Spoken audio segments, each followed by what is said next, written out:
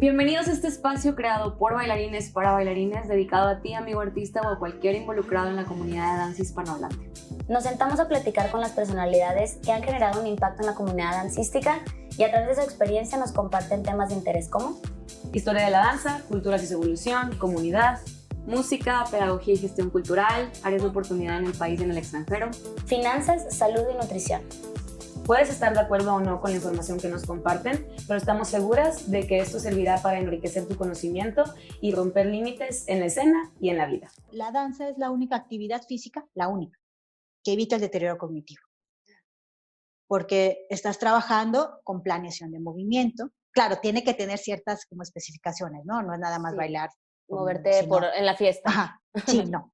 Tienes que tener algo que te presente el reto, por ejemplo, en la coordinación, eso de que te pongan una variación nueva, el que puedas ir improvisando también sobre la marcha, el estar escuchando la música y reaccionar con ello, los estímulos visuales, espacial y todo esto que interviene al momento de bailar, hace que la danza sea la única actividad física que, o sea, te ayuda físicamente a que no te deteriores, pero también cognitivamente.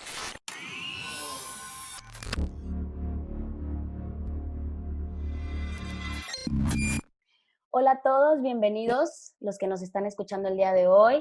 Esta es una edición muy especial, tenemos una invitada muy especial, les voy a platicar un poquito de ella. Ella es maestra en artes por el Instituto Superior de Educación Artística y licenciada en enseñanza de la danza con especialidad en danza contemporánea, egresada de la Escuela Superior de Música y Danza de Monterrey. Es danza terapeuta con cursos avalados por instituciones muy reconocidas a nivel internacional.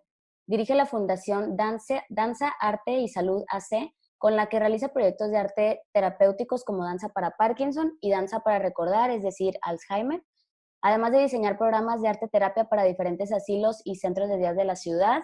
Y yo incluiría una enciclopedia viva, una maestra que hay que aprovechar. Vamos a darle la bienvenida a la maestra Cintia González. ¡Porras! ¡Porras virtuales! Gracias.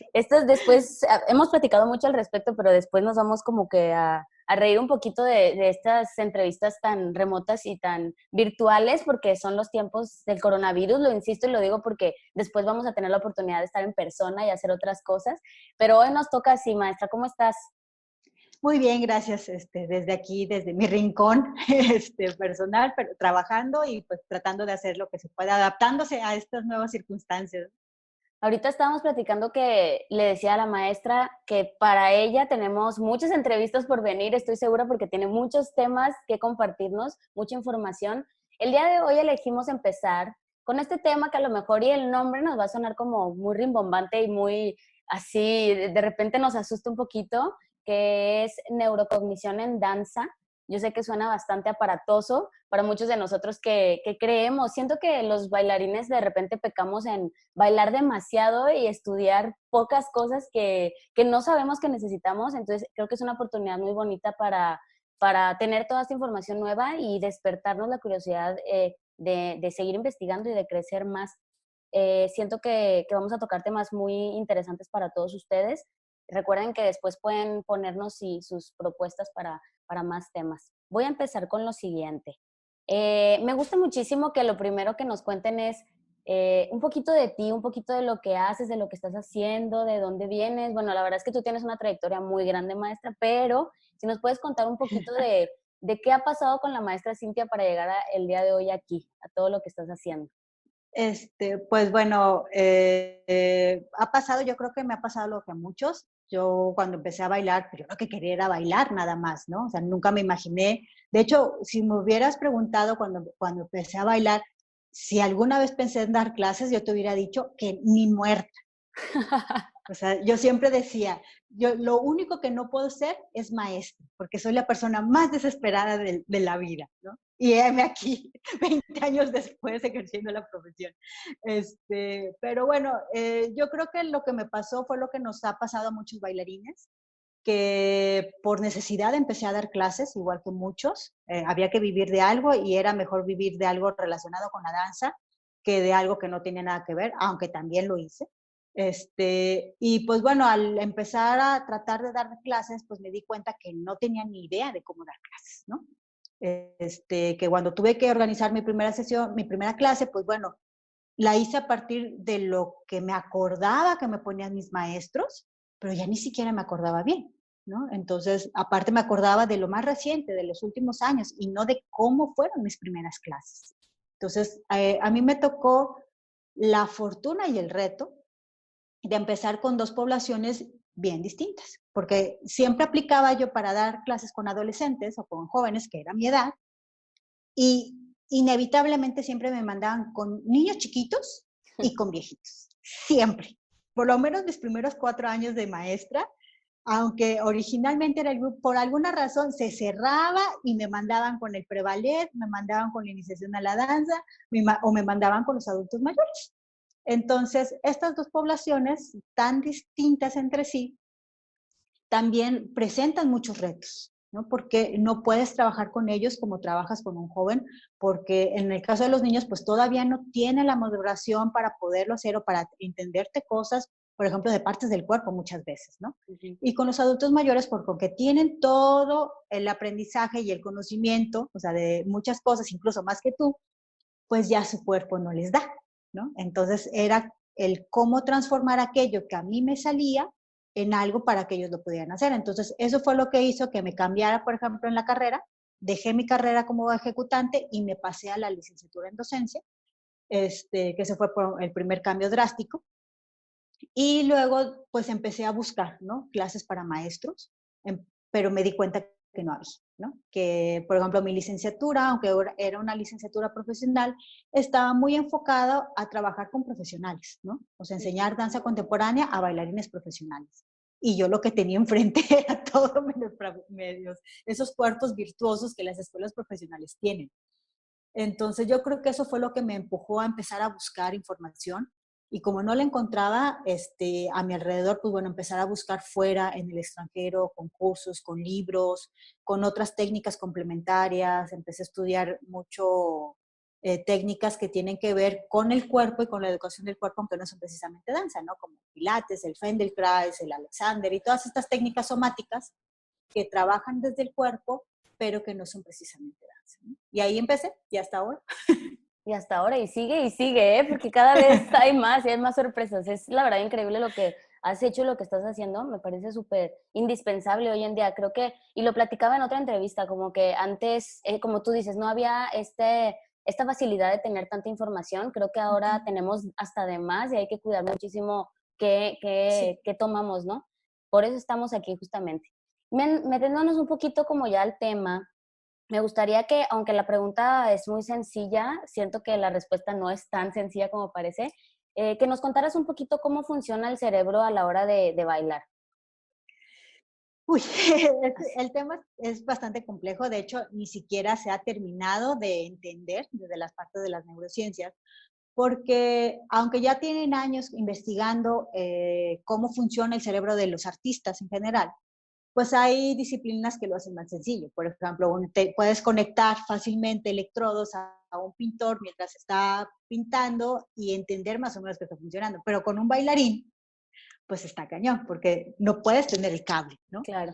Entonces, se han hecho algunos estudios de resonancias magnéticas y de electrodos, pero han hecho unas cosas así bien también creativas, ¿no? De acostarlos y ponerles una plancha en los pies y ahí tratar de que hagan algunas cosas. Por ejemplo, con algunos bailarines de tango se hizo el experimento de hacerles una resonancia magnética mientras movían los pies haciendo algunas de las figuras del tango.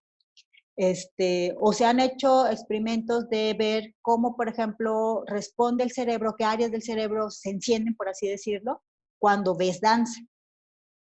Se ha hecho el comparativo entre bailarines profesionales, bailarines amateurs o bailarines de otra disciplina. Por ejemplo, si los ponen a ver ballet, entre comparar qué partes del cerebro se activan en un bailarín profesional de ballet, por ejemplo, un bailarín de folclore y en alguien que nunca ha hecho danza. Y han visto que hay muchísima variedad en los tres campos.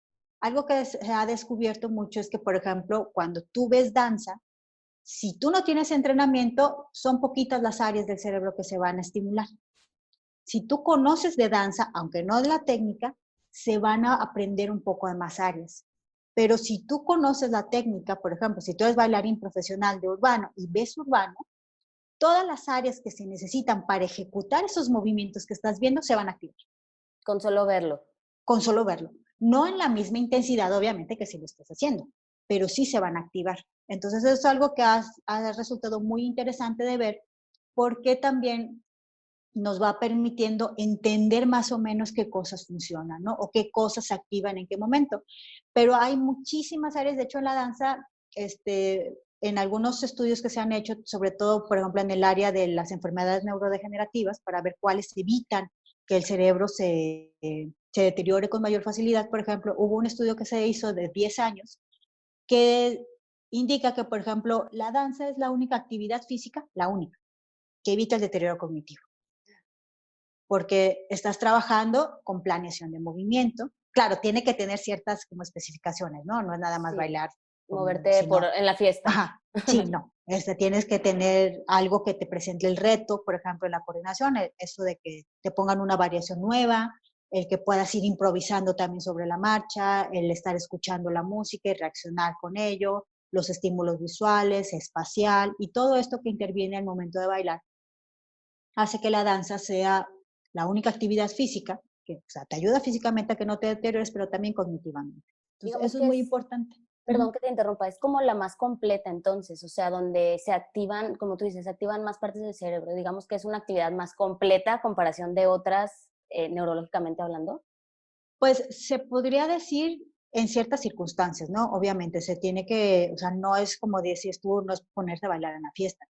Lo que pasa es que se van a estimular de diferentes horas. Por ejemplo, si yo cuando bailo, o sea, bailo nada más improviso, no estoy planeando el movimiento, entonces la parte que planea el movimiento no se va a activar. En el cerebro vamos a tener un área que se va a encargar, digamos que del movimiento planeado. O sea, yo quiero hacer un pas de bourrée. Entonces, esa área se va a activar, que es la que tiene guardada ya la memoria de cómo se ejecuta, los criterios que tiene que tener para hacerse. Y entonces, cuando yo lo hago, se va a activar esa parte que recuerda el movimiento y además la otra que le dice cómo debe de ser, ¿no? Para que me dé cuenta yo mismo si le hizo bien o no, si lo hice bien o no. Pero si yo estoy improvisando, esa área no se va a activar, Okay. ¿no? Porque no estoy planeando. No hay una planeación de lo que estoy haciendo. Entonces, por eso me refería que no es cualquier tipo de danza. Okay. Por ejemplo, si yo estoy bailando sin sonido, simplemente siguiendo mi ritmo interno, que muchas veces lo hacemos, pues el área que se ocupa de procesar la información auditiva, pues no va a estar funcionando, no se va a activar, ¿no? Si yo bailo, por ejemplo, con los ojos cerrados y no muevo nada más, o bailo y soy de esos que choca con todo y no le importa pegarle al de al lado y al de enfrente porque me vale gorro el espacio, pues el área que se encarga precisamente de la espacialidad, pues no va a estar funcionando. Entonces, digamos que cuando tú haces una clase de danza bien estructurada, completa y con la conciencia que debe ser, pues sí, vamos a tener muchísimas áreas que se activan, ¿no? Porque va a estar la del movimiento planeado, la del que hace movimiento involuntario también, o sea, porque hay momentos de improvisación, el área, el lóbulo que se encarga de procesar la información sonora, el que se encarga de la información auditiva, el que se encarga de la alineación y de la postura, el que se encarga del balance, el área que se encarga de jerarquizar la información, ¿no? ¿A qué le pongo más atención? ¿No? Porque, por ejemplo, en una clase normal, cuando te corrigen, tú pasas la atención a algo, sigues ejecutando la actividad, pero si te corrigieron, por ejemplo, que tenías el brazo chueco, lo demás lo sigues haciendo bien y simplemente corriges, ¿no? Entonces tu cerebro, digamos que se desprende y va jerarquizando y priorizando cosas. Entonces, cuando hacemos una clase consciente, bien hecha y bien planeada, sí, va a ser una de las disciplinas artísticas que más áreas del cerebro va a estar activando simultáneamente, ¿no? Digo, los pintores también se mueven y también hay uno, por ejemplo, ellos estimulan mucho la parte visual, ¿no? No nada más en la cuestión de la creación de la obra, sino también para poder dar este efecto, por ejemplo, de perspectiva o de profundidad o de sombra o de luz, ¿no? Entonces, todas las áreas artísticas van a estimular el cerebro en su mayoría, pero digamos que la danza lo utiliza vinculada en mayor proporción al mismo tiempo, ¿no? Ok, ¿y cómo podemos sacarle el mejor provecho a esto? O sea, creo que ya lo estás como, estamos como ya introduciéndonos a ese tema. ¿Cómo podríamos sacar? Son dos preguntas. ¿Cómo sacarle el mejor provecho y qué beneficios tiene hacer este tipo de clase, por ejemplo, que tú dices, o de danza tan completa a futuro o a corto, mediano plazo, largo plazo, ¿no? Por ejemplo, sí va a haber, por ejemplo, diferencia entre, por ejemplo, tomar una masterclass como las que hacen a veces en las convenciones y cosas así, donde normalmente una masterclass haces un calentamiento o haces un poquito de técnica y te vas directo a la rutina, porque lo que tú quieres en una masterclass de ese tipo es actualizarte en la tendencia, ¿no? ¿Qué es lo que está de moda? ¿Cómo utilizar este tipo de estilo? O invitas al coreógrafo a enseñarte su estilo personal, ¿no? Pero ese tipo de clases no tienen la función de formar bailarines. Entonces, por eso, digamos que hacen esa parte pequeñita. Entonces, un bailarín que se forma únicamente en este modelo de clase, le va a faltar todo esto otro que estoy diciendo, es decir, no va a haber un aprendizaje espacial, porque normalmente en una convención, aunque tienes un espacio inmenso, está todo el mundo amontonado siempre en los primeros 10 metros del salón, no vas a tener las mismas condiciones que, por ejemplo, un entrenamiento habitual, por ejemplo, la diagonal o los desplazamientos, ¿no? Que tienes en las clases habituales, donde precisamente al tú estar tratando de ver cuántas veces lo haces al cruzar una diagonal, el calcular la distancia para no chocar o para llegar nada más en la cantidad de, por ejemplo, tienes que cruzar el salón con 2 grand jetés, ¿no? Que son los saltos estos en split, para los que no sepan de ballet, de técnica. Si tú me das un espacio de 10 metros en cuanto a longitud y me dices, tienes que cruzar con 2 grand jetés, o sea, yo tengo que utilizar esta parte de mi cerebro que planea, ¿no? El movimiento, y también esta parte de mi cerebro que me da la cuestión espacial, ¿no? Que va a medir con la mirada, va a calcular de qué tamaño lo tengo que hacer para cruzarlo con solo 2. Y si me dices con esos mismos 10 metros que tengo que hacer 5 grand jetés, mi cerebro va a hacer otra vez el cálculo matemático para ver de qué tamaño lo tiene que hacer para hacer 10 y alcanzar. Pero eso no va a suceder en una masterclass. Claro. Porque no hay el tiempo para hacerlo, ¿no? Y por eso vemos, de repente, me ha tocado ver en las veces que me han invitado a juecear, que tiene un escenario inmenso y están todos los bailarines bailando juntos, pegaditos. Ese es precisamente el efecto de no trabajar esta otra parte, ¿no? Porque no se le da a veces la importancia, nos dedicamos solamente al combo, a la rutina, a la variación y se nos olvida todo eso, ¿no? Por ejemplo, si yo hago una clase donde no trabajo con diferentes frentes, que eso es algo que también sucede muchas veces, lo que pasa es que dependo del espejo. Y ese es un problema muy grande en la mayoría de los bailarines, que te acostumbras al espejo y entonces hay una parte dentro de tu cerebro que es la que se encarga, digamos, que de la propiocepción, que es como dentro de tu cerebro hay como una especie de mapa de dónde está cada una de las partes de tu cuerpo. Y eso es lo que te permite moverte sin necesidad de verlo, ¿no? Cuando nos acostumbramos a que todo nuestro feedback viene de la vista a través del espejo, esta otra parte no se madura. Entonces, por eso, me quitas el espejo y ya no sé ni cuál es la derecha ni la izquierda, porque nunca lo aprendí. Lo veía en el espejo, lo copiaba por el espejo. Entonces, es importante por eso el trabajar con diferentes frentes, porque así estoy garantizando que no dependo de lo visual, sino de una información grabada dentro del cuerpo. Y eso sí, me puedes cambiar a cualquier escenario, me puedes cambiar de cualquier frente, y como es una información internalizada, no me va a costar trabajo. Y eso es lo que hace que también tú, aunque dejes de entrenar un tiempo, si retomas el entrenamiento, tu cuerpo se va a acordar, porque eso es información que se grabó internamente, no nada más que estaba siguiendo, ¿no? Eso es también una de las razones por las cuales en clase siempre decimos, no lo sigas, apréndetelo. ¿Por qué? Porque al aprendértelo y al no copiar, tú vas a internalizar eso que estás haciendo. Lo vas a grabar dentro de tu memoria a largo plazo y entonces el día de mañana lo vas a poder repetir. Y si no, como si nunca hubieras tomado clase, ¿no? Y digamos si, por ejemplo, un bailarín que tiene o tuvo una formación, no sé, tipo licenciatura, ¿no? Formativo, literalmente. Y, ok, tu cerebro lo registra, lo guarda, pero eso se va a quedar, ¿qué tanto tiempo o por siempre? O qué tan recomendable es que sigamos como activando esas partes, porque a lo mejor íbamos a tener otra formación de otras cosas, diferentes a lo que ya tuvimos, pero esa información, como dices, ¿no? O sea, pasa un tiempo y el cuerpo lo va a regresar, pero también se puede olvidar, o sea, llega un punto en el que se pierde. Sí, el cerebro es como un gran archivo, ¿no? Y así como en tu computadora va información que va a priorizar, ¿no? Porque, o tú cuando te organizas tus carpetas dices, a ver, esto sí lo uso, esto ya no, lo borras, ¿no? O hay Okay. cosas que dices, bueno, ahí las guardo, pero a veces tenemos carpetas que no hemos abierto como en 30 siglos y ya ni te acuerdas que hay ahí, ¿no? Y el día que lo buscas estás como que, ay, ¿dónde tiene ese archivo? ¿No? Buscando por todas las carpetas a ver en cuándo lo encuentras. Algo similar sucede con el cerebro. Entonces, si tú lo aprendiste bien, sobre todo si fue algo que repasaste por 4 o 5 años, seguramente vas a estar grabada en la memoria a largo plazo. Pero muchas veces lo que pasa es eso. Una cosa tiene que ver con el grabar la información y otra cosa es recuperar la información, ¿no? Son dos procesos mentales totalmente diferentes. Entonces, muchas veces lo que pasa es que no tienes cómo recuperar la información. Ahí está el archivo. ¿En qué carpeta? ¿Quién sabe? ¿No? Entonces, por eso muchas veces, por ejemplo, no sé, a todos seguramente les ha pasado, que te dicen, ¿te acuerdas de tal coreografía? Y dices, no. Pero te ponen la música y empiezas a moverte y empiezas a hacerlo y resulta que te acuerdas de todo, ¿no? Estos son como estrategias para recuperar la información, ¿no? Que, por ejemplo, se utilizan mucho con la gente que tiene pérdida de memoria o que ya está sufriendo de deterioro cognitivo.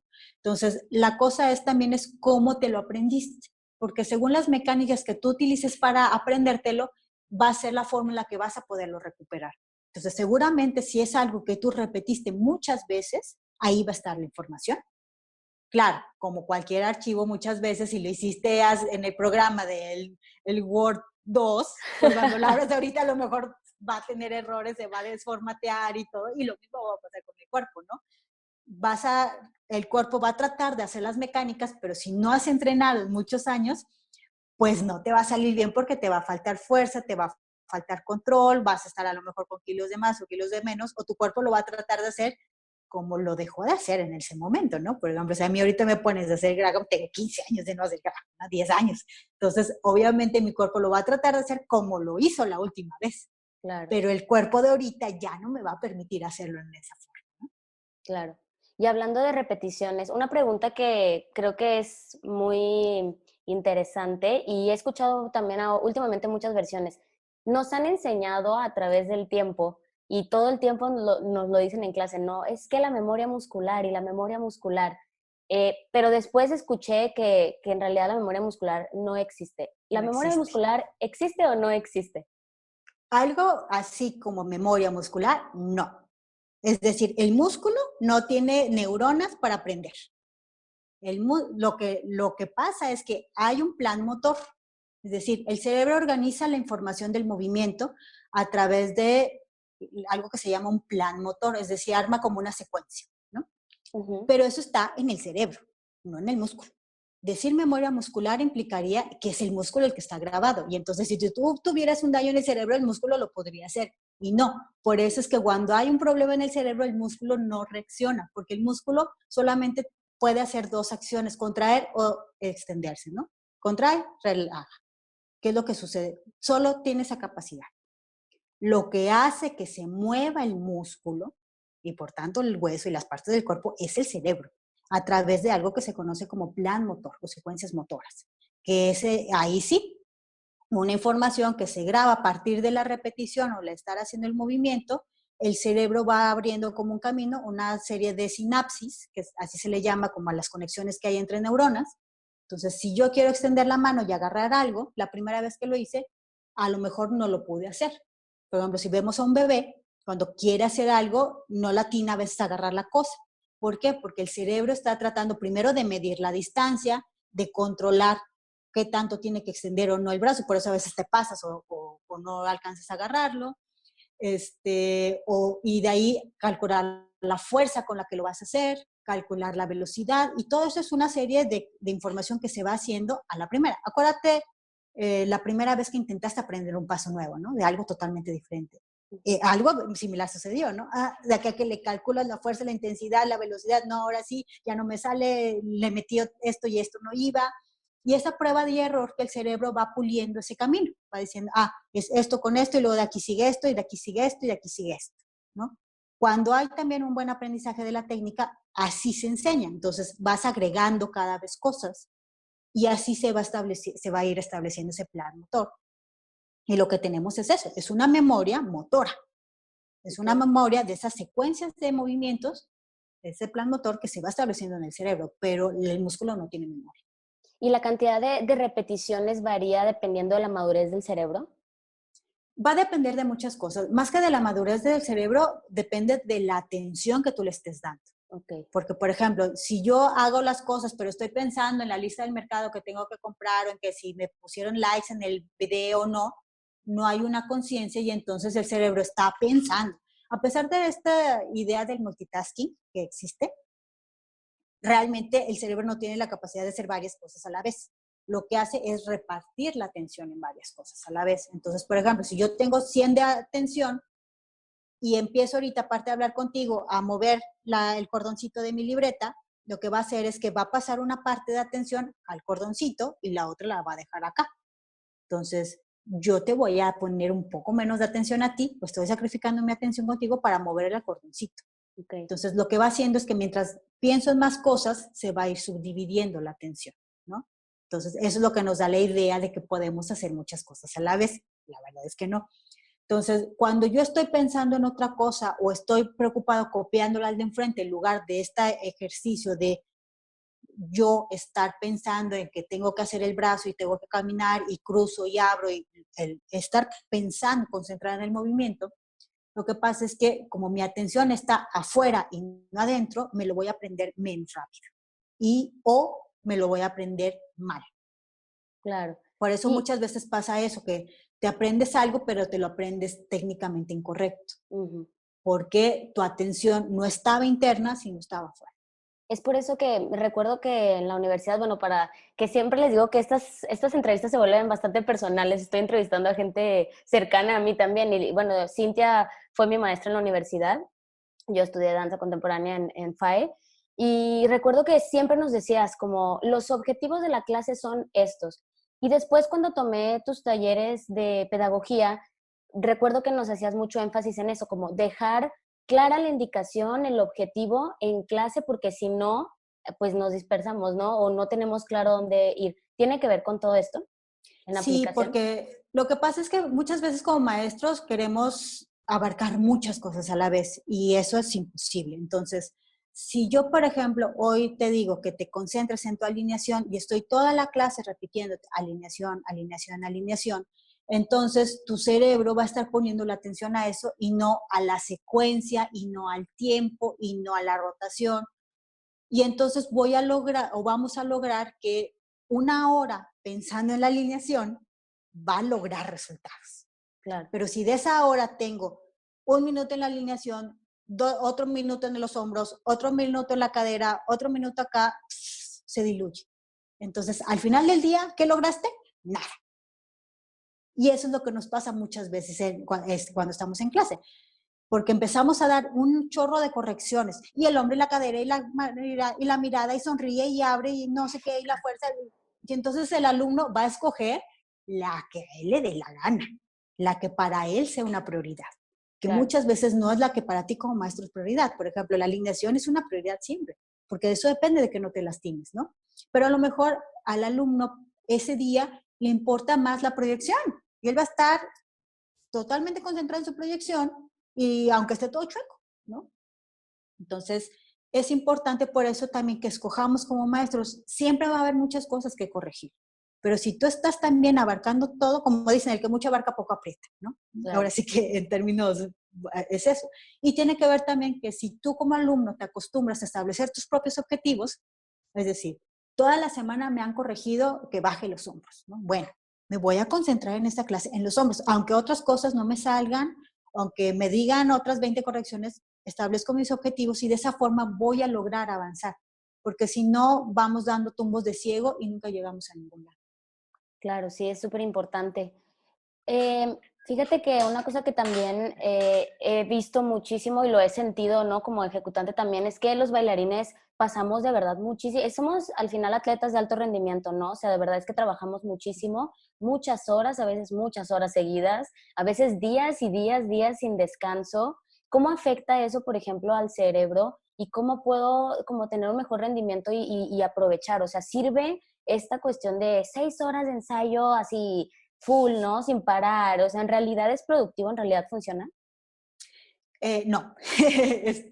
Bueno, voy a explicar un poquito.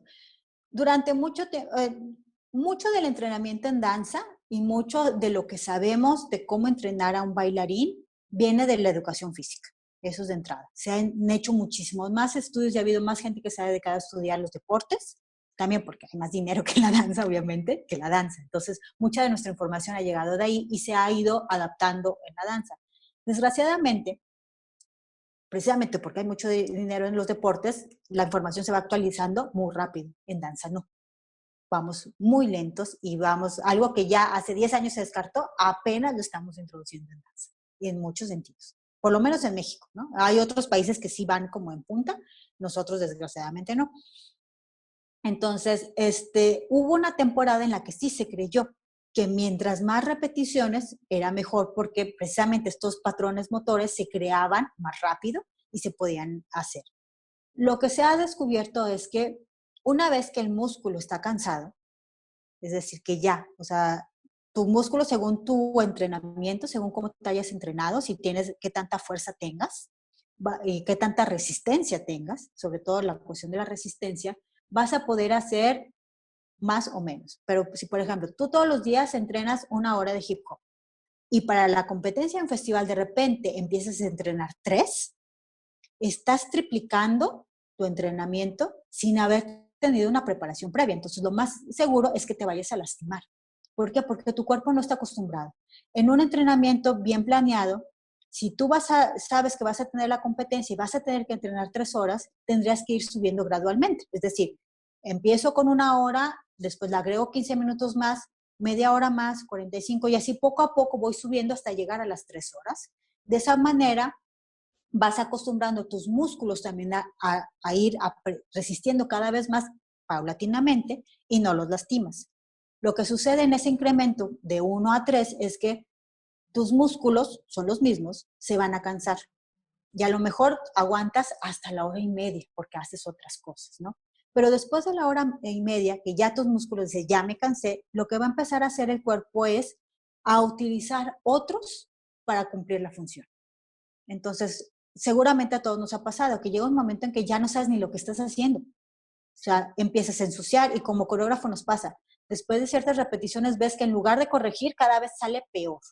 Empiezas a ensuciar el movimiento y no es por una falta de conciencia, es porque la musculatura ya está agotada. Y entonces el cuerpo, ahora sí que le empieza, el músculo que tiene que hacer la chamba, cuando ya no puede, le empieza a pedir ayuda a los amigos, ¿no? Y empieza, a ver, éntrale tú porque yo ya no puedo, ¿no? Pero ese otro músculo no tenía que hacer la función y por tanto la va a ejecutar mal. Claro. Entonces es conveniente dar periodos de descanso. También ahí es muy importante la alimentación, porque si yo tengo una alimentación deficiente, o sea, como fritos y sabritas y golosinas y el Powerade y el Ensure en lugar de la comida y todo esto que sí me va a dar mucha azúcar, mucha energía calórica, el azúcar lo que va a hacer es que se quema rápido, pero no tiene duración. O sea, me lo acabo, ¡pa! Es un boom y ya, se acabó. En cambio, si yo me alimento adecuadamente, por ejemplo, con carbohidratos, un plátano, el azúcar que tiene o que me va a producir, se va a producir al asimilarse, va a tener una duración por un tiempo mayor. No voy a sentir el rush, o sea, no lo voy a tener, pero voy a tener energía en un largo plazo, ¿no? Por eso, por ejemplo, muchas de las veces se recomiendan el combinar alimentos integrales con azúcares, ¿no? Por ejemplo, en los bailarines. El pan tostado de pan integral con azúcar, porque la fibra que tiene el pan integral lo que va a hacer es alentar, o sea, ralentizar ese rush del azúcar. Lo va a ayudar a distribuir y eso va a evitar que tengas un golpe muy largo, muy grande de azúcar donde te pones a hacer a lo loco y luego te desinflas. Entonces, Claro. tiene que ver mucho eso. También es importante que los bailarines sepamos. Al inicio yo comentaba que en este estudio donde se vio el que si tú ves danza, todas las partes del cerebro se activan. También eso es algo que se utiliza ahorita mucho en las compañías de profesionales, sobre todo de presencia muy importante. En lugar de entrenar 3 horas, entrenas tu misma hora y luego haces ejercicios de lo que se llama imaginación activa o imaginación, imagining, ¿no? Es el nombre que se utiliza, donde tú lo que haces es un repaso mental de la coreografía. Y entonces, si tienes que hacer una corrección, por ejemplo, porque no todas las correcciones son de ejecución. Hay algunas correcciones que son, por ejemplo, de tiempo, ¿no? El acento Claro. no le estás dando, o no estás cambiando la intensidad, o no estás cambiando la emocionalidad con la que lo haces. Entonces, todo ese tipo de cosas las puedes corregir sin hacerlas. O sea, yo pongo la música, te acuesto con los ojos cerrados y tú ahí nada más cuidando que no se te duerma el bailarín, ¿verdad? Pero bueno, es algo que también se tiene que entrenar. Y si yo aprendo a visualizar mi coreografía, a verme a mí mismo, que esa es otra cosa que se tiene que desarrollar, que se llama descentramiento, la capacidad de verme a mí mismo en un espacio. Entonces yo puedo entrenar el imaginarme a mí mismo en el teatro donde yo voy a bailar. Así también mi cerebro va planeando la distancia que va a utilizar, haciendo la coreografía, y ahí sobre la música y sobre lo que yo estoy imaginando, el coreógrafo me da las correcciones de acento aquí, aquí, pausa, me freno. O sea, puedes ir dando otras y entonces ahí toda mi atención va a estar en la música. Va a estar en dónde tiene que ir, porque a lo mejor por estar pensando en el paso, no le estoy poniendo atención a la musicalidad. Entonces, aunque me hagas repetirlo 20 veces, no voy a hacer la corrección, porque mi atención está en otra cosa. O si digo, Claro. vamos a concentrarnos en la música y te empiezo a corregir la técnica otra vez, tu atención no va a estar en la música. Entonces, es mejor ir alternando, Sí, a veces es como dando periodos de descanso. muchísima información o el típico de hoy no me salió, pero me duermo y al día siguiente mágicamente las cosas están mucho más registradas en mi cuerpo, ¿no? Sí, es súper interesante. Y lo que hablabas hace rato, y por eso te hacía esta pregunta, no es, para todos los que nos están escuchando, no es un tipo de hate ni nada, pero sí cuestionar un poco que ahora, sobre todo en este mundo, digamos, comercial, entre comillas, que estamos proponiendo estos talleres súper intensivos de 8, 10 clases en un día y la verdad es que muchas veces siento que se hace con la finalidad de pues de que el alumno tiene al final la opción de tomar ciertas clases o no, pero hay gente que se las avienta todas. Yo tengo alumnos, no voy a decir nombres porque una de ellas de hecho es entrevistadora de aquí, no se crean, pero sí, que se avientan y por la edad y porque están jóvenes y porque tienen todo ahorita se avientan, pero en realidad yo también he pensado como, bueno, de toda esa información sin descanso, sin parar, sin los snacks adecuados, sin comer bien, sin descansar bien, porque además tenemos hábitos bastante raros, ¿no? De pronto, de dormir también. ¿Qué tanta información se te queda? O sea, tomaste como 10 clases, pero en realidad, ¿qué tanto absorbió tu cerebro y tu cuerpo, no? Sí, eso también tiene que ver, por ejemplo, si un día lo haces, a lo mejor no va a pasar gran cosa, fuera de que al día siguiente no te vas a poder levantar de la cama, ¿no? Porque forzaste de más tu cuerpo. Pero si eso lo estás haciendo habitualmente, lo que va a pasar es que te vas a desgastar. O sea, nuestras articulaciones no son eternas, están diseñadas para aguantar cierta capacidad de carga y hasta ahí. Y cada que tú te pasas, las estás forzando, las estás desgastando de más. Por ejemplo, hace poquito salió un estudio de los niños a los que meten a competencias muy pronto y que meten a entrenar 8 horas al día, por ejemplo, ¿no? En estas dance moms y todas estas cosas que han llevado a que tengan niños entrenando 8 horas al día. Y entonces, en un estudio, porque ya muchos de esos niños con los que se empezó el estudio empezaron como 7, 8 años, ya cuando cumplieron 15, se dieron cuenta los médicos que estas niñas de 15 traían un desgaste físico similar al de un bailarín profesional de 40 años, de Wow. ballet. Sí, eso se te Entonces, reduce la vida, ¿no? Dancística. sí, entonces vas a empezarte a lesionar más pronto, no te vas a empezar a recuperar igual. Lo que va a pasar es eso, que vas a empezar a poner a tu cuerpo en un estrés para el que no está hecho. De por sí ya la danza te mete en un estrés que va más allá de lo natural. Claro. Pero cuando lo forzas tanto, tan seguido, y sobre todo sin una buena alimentación, sin un buen descanso, sin una buena fisioterapia, porque deberíamos hacer fisioterapia más habitual, lo que va a pasar es eso, que lo vas a desgastar y entonces tu vida activa bien, completo, sin dolor, va a ser más corta. Entonces, ¿qué va a pasar? Que te vas a lastimar. Y luego sí, somos bien, nos encanta hacernos el harakiri solos. O sea, te traes lastimada la rodilla y ahí vas a bailar porque es una danza. Y pues sí está padre, pero lo que va a pasar es que tu rodilla no va a quedar bien. Y Claro. entonces yo siempre les digo, y lo recordarás, siempre estoy con el ¿cuántos años quieres bailar? ¿No? Cuando veo a alguien que se pone todo intenso, le digo, ¿cuántos años quieres bailar? ¿No? O sea, si quieres bailar toda tu vida, tienes que cuidarte. Claro. Y lo Comer vemos, bien, entrenar bien, descansar bien, te duele algo. Si paras un día no pasa nada. Es mejor parar ahorita un día a por una lesión tener que parar 3 meses o tener que dejar de bailar. claro, y sí lo vemos en muchos casos de gente, yo en el urbano, por ejemplo, veo algunos OGs o algunas generaciones abajo de los OGs que ya tienen 40 años o más y que están en una condición física increíble y que pueden hacer cosas como si tuvieran 30 años y creo que eso tiene que ver con el estilo de vida, ¿no? Y es lo que nos estás platicando.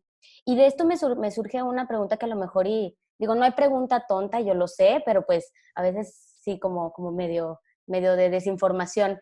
La emoción y lo mental. O sea, ¿cómo afecta la emoción a lo mental o lo mental a la emoción? O sea, como que esa conexión que a veces decimos como que sabes que tengo un mal día porque emocionalmente no estoy y no me deja como concentrarme.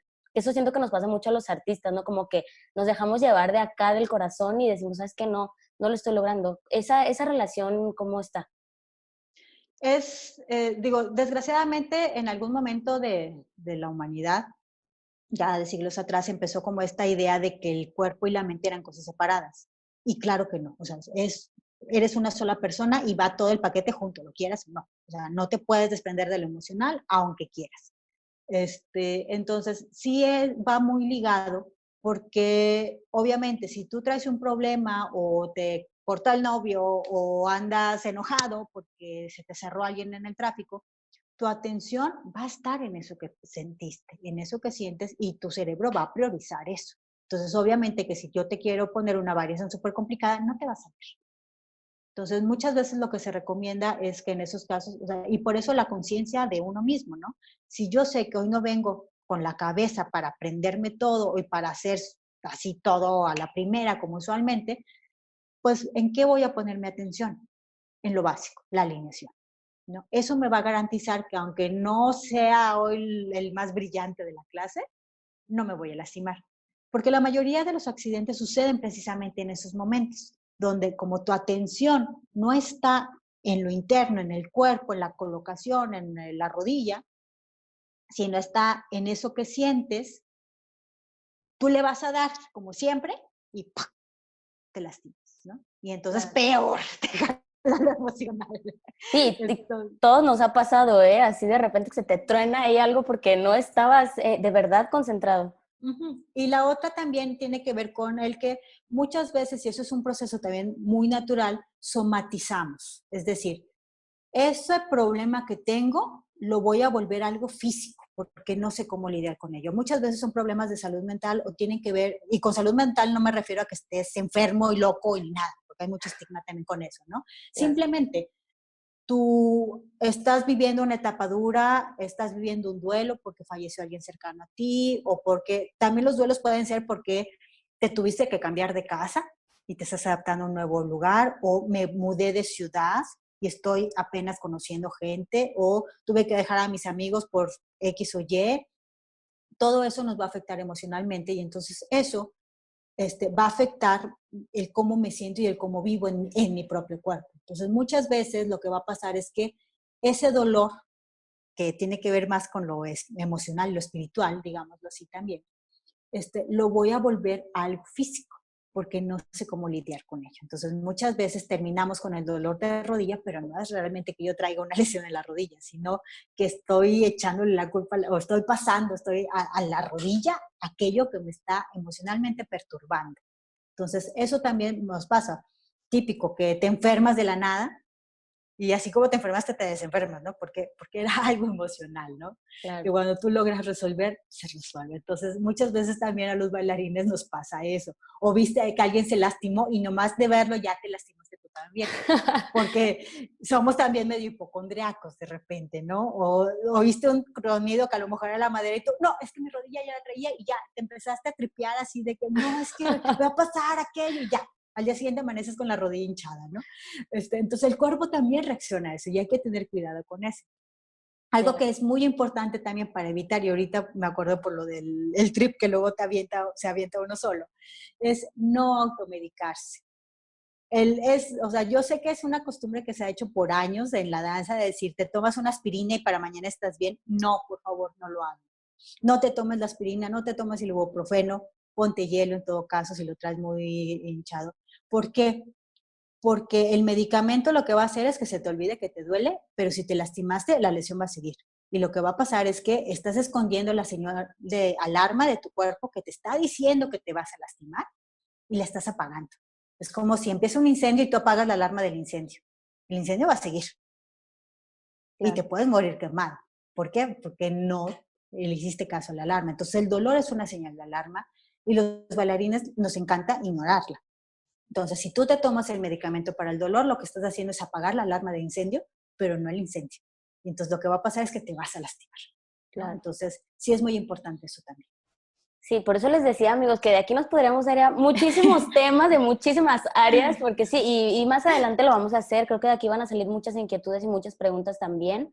Y te quiero preguntar, ya casi vamos a cerrar, pero es un hecho que en general en la danza bueno, ya ahora ya más, gracias justo a personas como tú que nos están educando, nos están acercando a esta información, pero no es información que tengamos a la mano, que nos enseñen, ni siquiera a veces o sea, lo escuchamos, a veces son cosas que ni tenemos idea. ¿Cómo fue que tú llegaste o qué tuviste que hacer para encontrar toda esta información que definitivamente no está en la danza como tal? ¿Y qué recomendaciones puedes dar a la gente que de aquí quiera informarse y conocer más? ¿Dónde podemos encontrar más información? Pues bueno, yo lo que tuve que hacer es meterme a diplomas, digo, también por el trabajo que hago. Digo, yo trabajo desde hace 4 años con enfermos de alguna persona, con personas con alguna enfermedad neurodegenerativa, ¿no?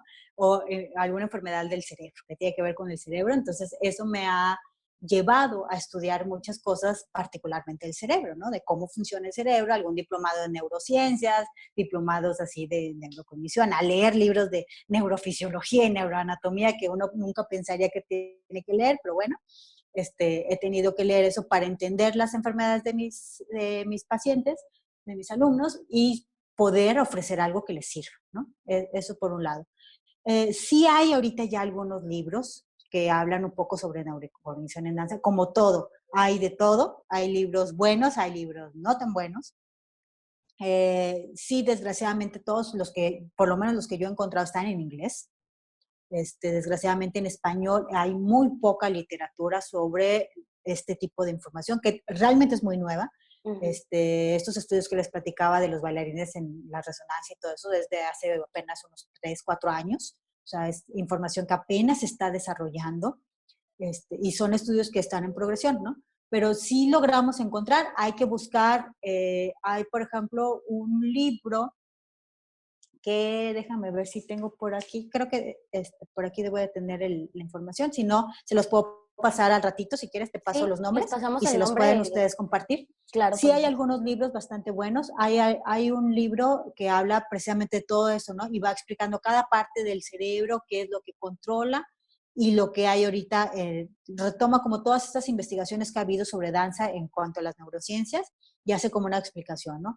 Hay otros libros que hablan, por ejemplo, sobre el aprendizaje en danza, ¿no? Y hay un método interesante que habla, es más como para danza creativa que técnica, Okay. pero como cierto tipo de patrones de movimiento que tendría que haber en toda clase de niños menores a 6 años, porque eso es lo que va a estimular el desarrollo del cerebro, ¿no? Entonces, sí hay cositas, hay que estarle pepenando, buscando.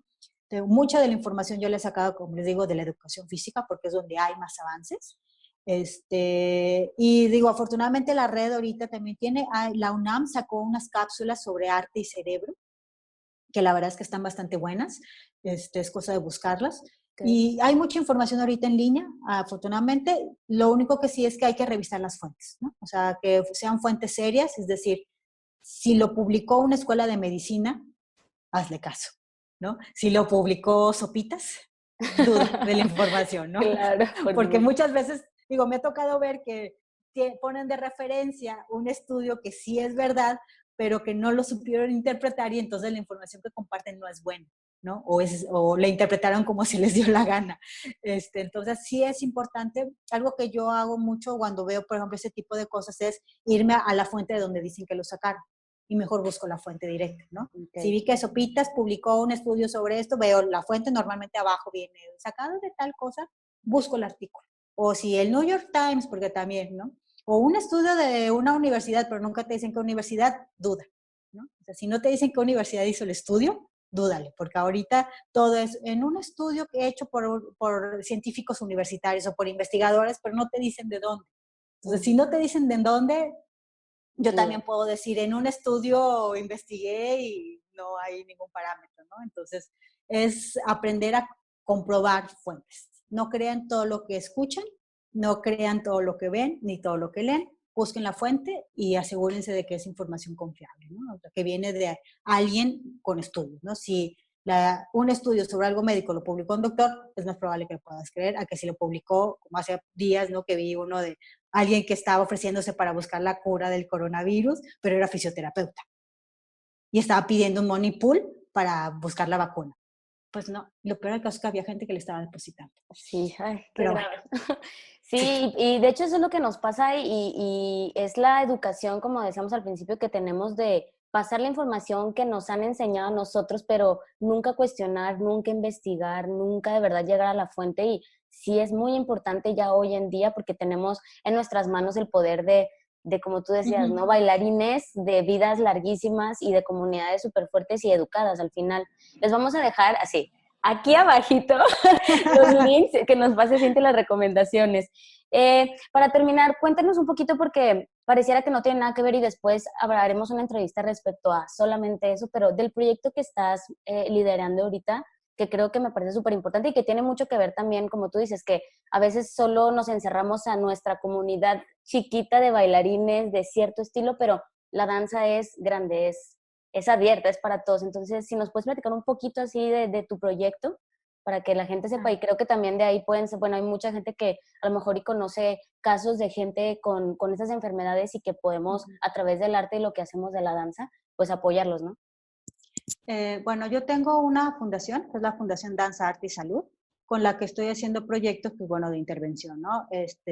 Como les decía hace rato, yo trabajo con gente que tiene alguna enfermedad neurodegenerativa, especialmente trabajo con gente que tiene Alzheimer o demencia y con gente que tiene Parkinson, pero también trabajo con gente que ha tenido derrames cerebrales, por ejemplo, o que tuvo un choque y se le afectó algo, una parte del cerebro y entonces perdió la movilidad de un lado, de la mitad superior o así, ¿no? Entonces, pues bueno, pero todo es a través de la danza. Eso sí, siempre me gusta especificarlo porque hay muchas formas de intervención y hay mucha cosa de fisioterapia, pero la danza hace maravillas en este tipo de pacientes y de enfermos. Entonces, es algo que podemos aportar a la sociedad, no nada más en el área del entretenimiento, sino también en el área de la salud, ¿no? Entonces, eso es muy importante.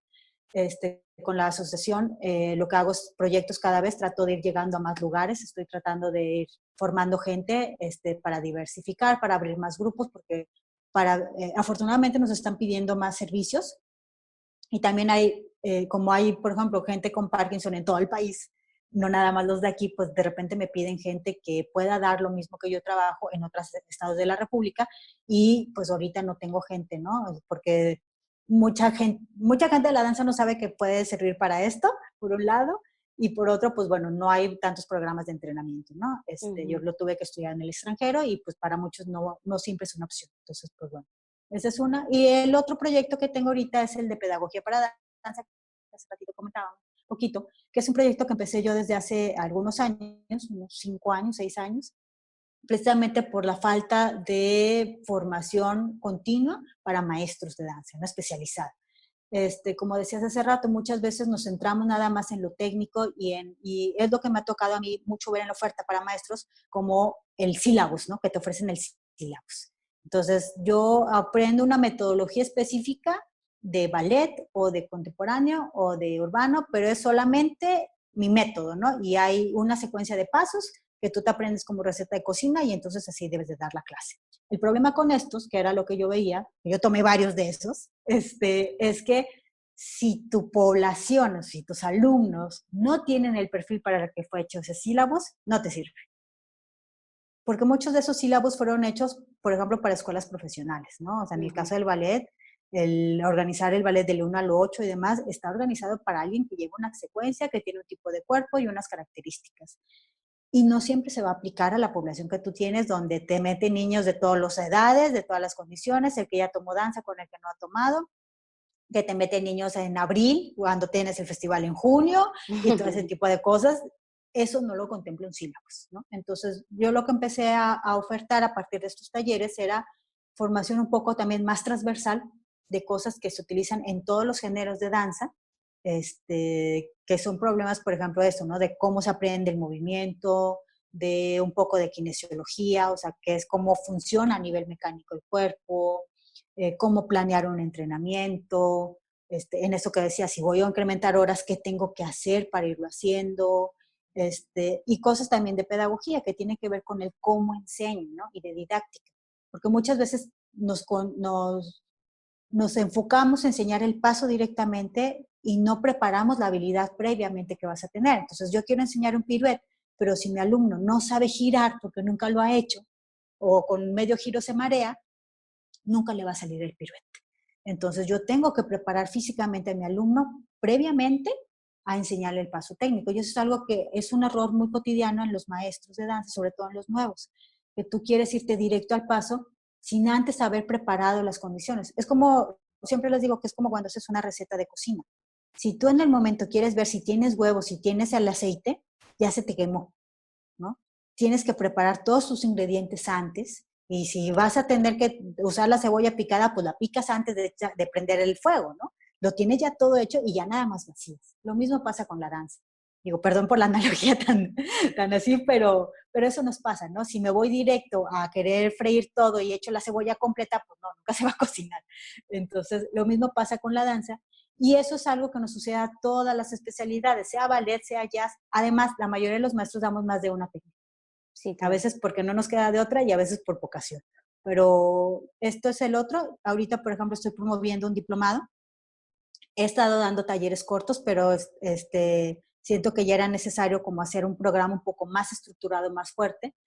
En los talleres anteriores he estado nada más yo impartiéndolos, pero este año me aventé a invitar a grandes maestros de la danza que existen. Invité a otros 17 maestros, entonces está así como bien completo. Y estoy invitando a gente, por ejemplo, que viene del Centro de Investigación de Danza a nivel nacional, ¿no? Del CENIDI Danza, como son esta Alejandra Ferreiro o Hilda Islas, que si han leído libros de danza publicados por el INBA, ellas son las que escribieron esos libros. Así que es todo un honor que vayan a estar con nosotros compartiendo. Por ejemplo, Alejandra Ferreiro es maestra de la Pedagógica Nacional. Ella es bailarina de folclore, es maestra de danza, pero además, imagínense, prepara maestros en la Pedagógica Nacional. Entonces, saben de pedagogía un chorro, ¿no? Entonces, la vamos a tener con nosotros.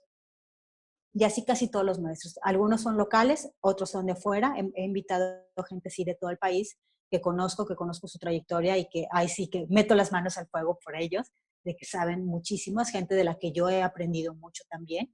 Y esta vez me estoy aventando a invitarlos y hacer un programa largo.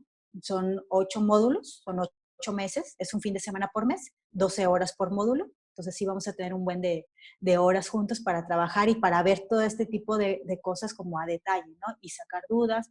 Y lo que más me interesa en estos talleres siempre es que se lleven cosas hechas, ¿no? Algo que he estado procurando, que se lleven actividades que puedan aplicar.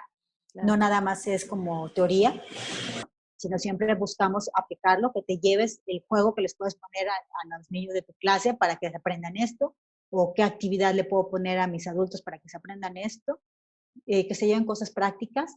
Vamos a tener gente que, por ejemplo, nos va a estar hablando sobre las competencias, ¿no? Sobre esto de las competencias. Por ejemplo, Magado Méndez nos va a estar explicando la diferencia entre una coreografía de festival y una de competencia, ¿no? O sea, ella que ha tenido estudios y que además es estudio de danza, pues me refiero, y que además fue una de las que empezó con las competencias aquí en Monterrey, ¿no? O sea, ¿qué criterios? Porque no va a ser, muchas veces creemos que es lo mismo una coreografía de festival que la de la competencia, y van a ser criterios muy diferentes.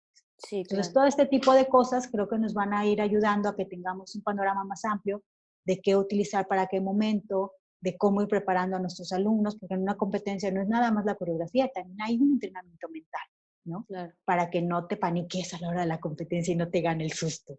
Entonces, todo este tipo de cosas los vamos a revisar en el diplomado que bueno, ahorita lo tuvimos que posponer por todo este encierro en el que estamos todos, pero bueno, yo creo que eso también nos va a permitir que más gente se pueda incorporar. Así que amigos, esto hay que escucharlo a tiempo y hay que compartirlo también, porque definitivamente hoy el que no busca nueva información es porque no quiere, el que no aprende más cosas es porque no quiere, entonces hay que incentivarnos, ¿no?, a buscar más. Y aquí hay un ejemplo y muchos ejemplos muy, muy bonitos y muy interesantes. Vamos a dejarles las redes sociales, ahorita Cintia nos va a decir sus redes sociales para que la puedan contactar y la asociación y el proyecto. Y también sí, para que puedan buscar la información, se las vamos a dejar, las va a decir Cintia, pero se las vamos a dejar aquí abajo también. Cintia, compártenos las redes sociales. Sí, la página de la asociación es Fundays, Fundays, Fundays de días divertidos, AC, Fundays AC. Ahí yo voy subiendo toda la información, normalmente tanto del diplomado como de las actividades que hacemos con los enfermos. También está la página de Pedagogía Danza, que ahí es solamente lo de la capacitación para maestros de danza, pues subiendo videos o posts o memes también de vez en cuando, ¿no? De chistes para maestros, chistes que muchas veces solo los maestros los entendemos, pero bueno, ahí va a estar toda la información. Y si no, el mío personal me encuentra como Cintia González. Cintia, muchas maestra, porque me costó mucho tiempo poder decirte Cintia, ya es un logro en mi vida, se los comparto amigos, porque Cintia es mi maestra, ha sido mi maestra y sigue siendo mi maestra además. Te agradezco muchísimo de verdad tu tiempo, que nos compartas toda esta información.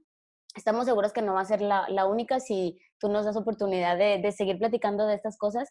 Gracias de Claro, verdad, siempre. además, por todo lo que has hecho en la comunidad, porque sí es de reconocerse y es de valorarse muchísimo que haya alguien de verdad haciendo cosas nuevas, diferentes, investigando por todos, ¿no? Por nosotros, tus alumnos, que te seguimos y por la gente nueva que va a entrar. Entonces, de verdad, gracias por tu tiempo. La admiración es increíble, el agradecimiento que yo te tengo es increíble y sé que mucha gente coincide conmigo. Nos veremos entonces muy pronto.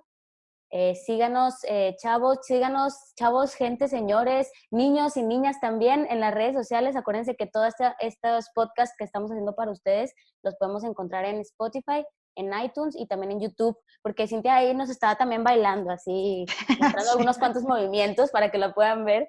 Y bueno, nos seguimos escuchando la próxima semana en La Escena. Muchas gracias, Cintia. Gracias a ustedes por la invitación y pues cuenten conmigo cuando quieran. Yay!